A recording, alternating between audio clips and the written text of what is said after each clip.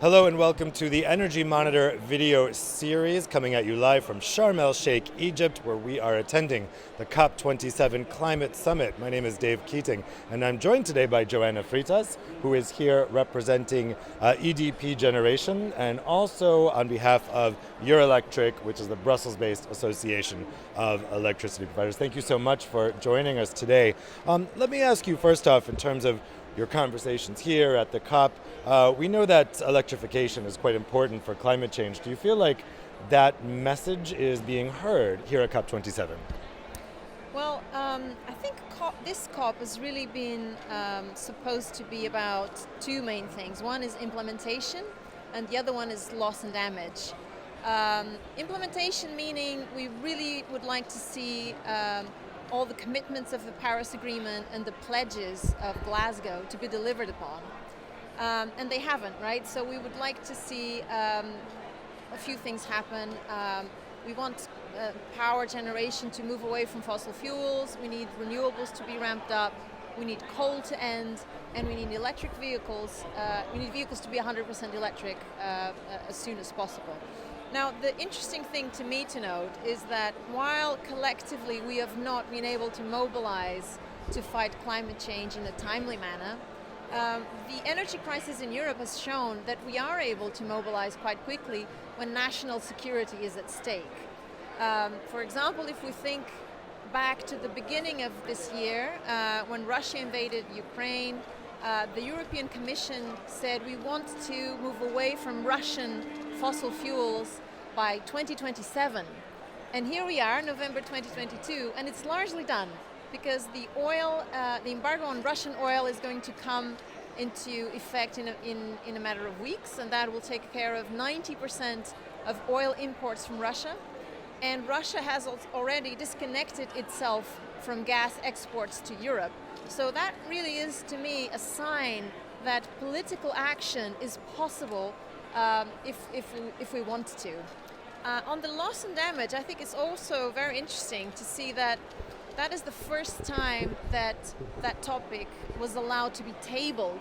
I don't expect that it'll be very definite decisions or commitments, but the fact that it is now being discussed that the global north needs somehow to compensate the global south for the loss and damage created by the emissions from the industrialized countries, I think it's a positive.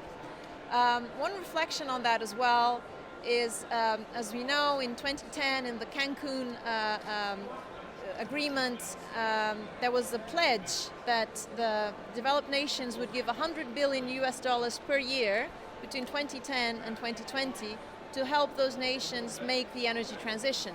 Now, of course, we've fallen short of that, but I'll give you another number, which is $110 billion a year, and that is the amount of subsidies to coal every year in the same period. So if we would have stopped subsidizing coal and used that cash to help developing nations transition to green energy, we still have $10 billion a year to play with. So, a lot to be done on that respect. Yeah, it's true. Not all of the commitments have been followed through on.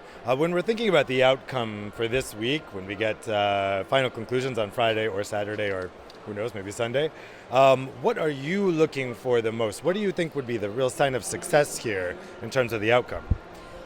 Well, I think on these two topics, we're really looking to see more concrete action on a global approach and not just an approach that's segmented per geopolitical bloc. Walking around the corridors here, you do feel a much bigger presence of African countries, of developing nations. So I think it's time that we see some concrete action on that agenda topic. It will not be possible to get to 1.5 degrees of global warming without enabling this transition of developing nations, and at the same time they legitimately aspire to the standards of living and the comfort of developed nations. So this is really the time to act on that. And just briefly in terms of the next year, so after we have this agreement, next year we're going to be COP28 in United Arab Emirates. What would you like to see? What's most important to prioritize after this week? Well, there's been talks that next year there will be a review on progress. I think there's an important shift the perspective. So we need to hold ourselves accountable to all the pledges that are made in these stages, because it is, of course, a source of great headlines, but then when you, year after year, you fail on your commitments and on your reduction of emissions that you've projected, then we're heading to a disaster. So it's important to start to hold ourselves accountable and have really a way of measuring progress before it's too late. Well, Joana, thank you so much for joining us, and thank you for watching this installment of the Energy Monitor COP27 video series.